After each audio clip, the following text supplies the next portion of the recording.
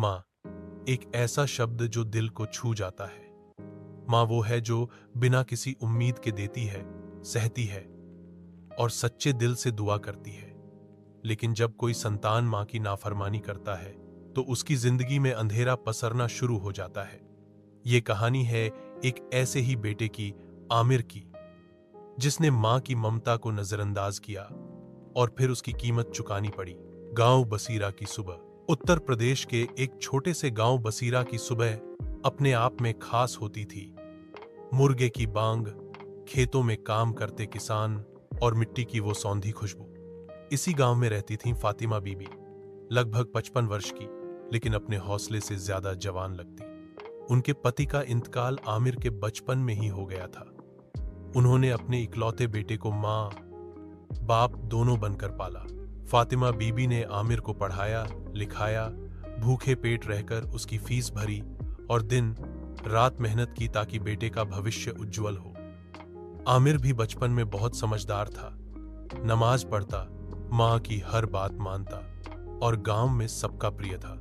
सपनों का शहर। जब आमिर ने बी टेक में टॉप किया तो उसे दिल्ली की एक बड़ी मल्टीनेशनल कंपनी में नौकरी मिल गई।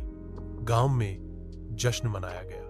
आमिर ने मां से कहा, अम्मी, अब आपकी तकलीफों का दौर खत्म हुआ।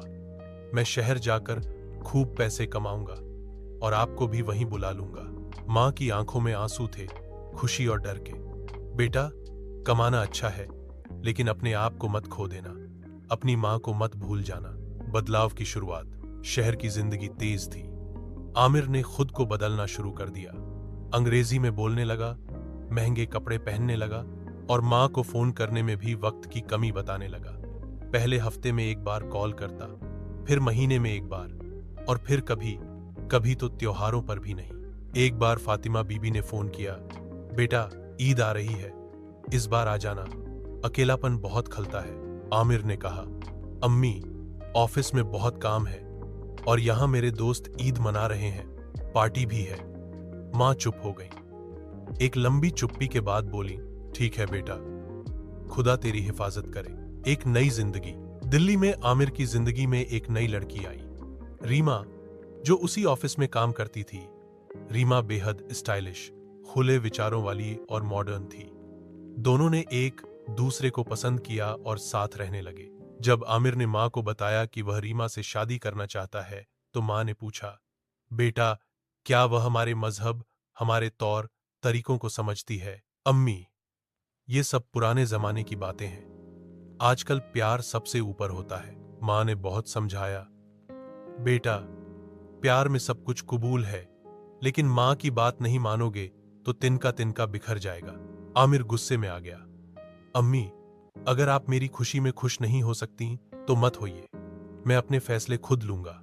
नया रिश्ता, पुराना दर्द। आमिर ने रीमा से शादी कर ली, कोर्ट मैरिज के जरिए।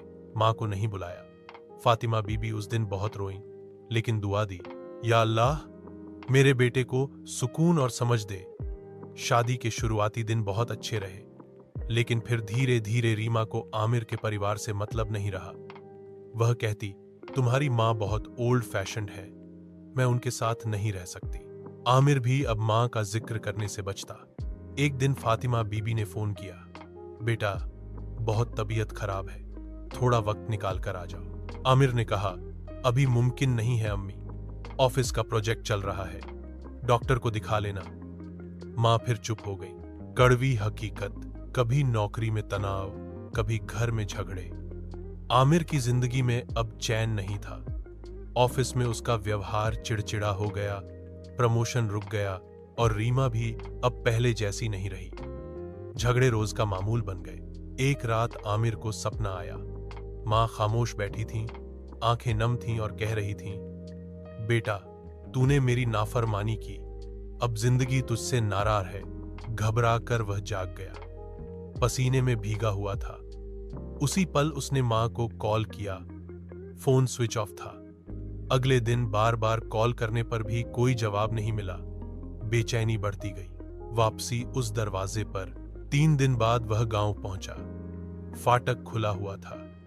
अंदर घुसा तो देखा, मां बिस्तर पर थीं, शांत, स्थिर।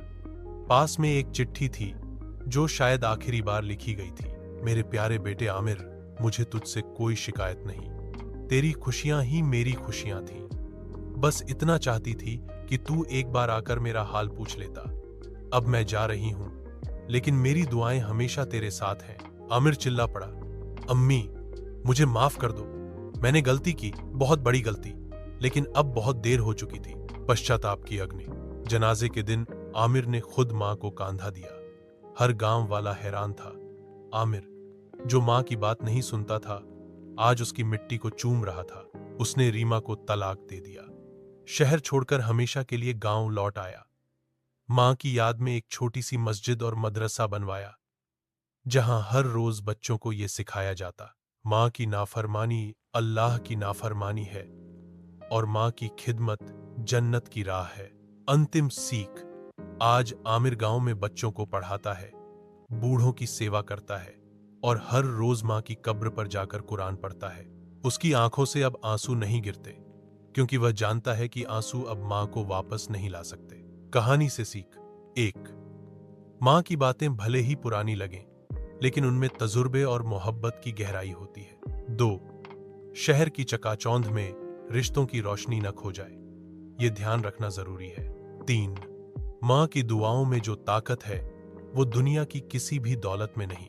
4, अगर आपने मां को दुखी किया है, तो वक्त रहते माफी मांग लीजिए, वरना पछतावे के आंसू भी बेअसर रह जाते हैं।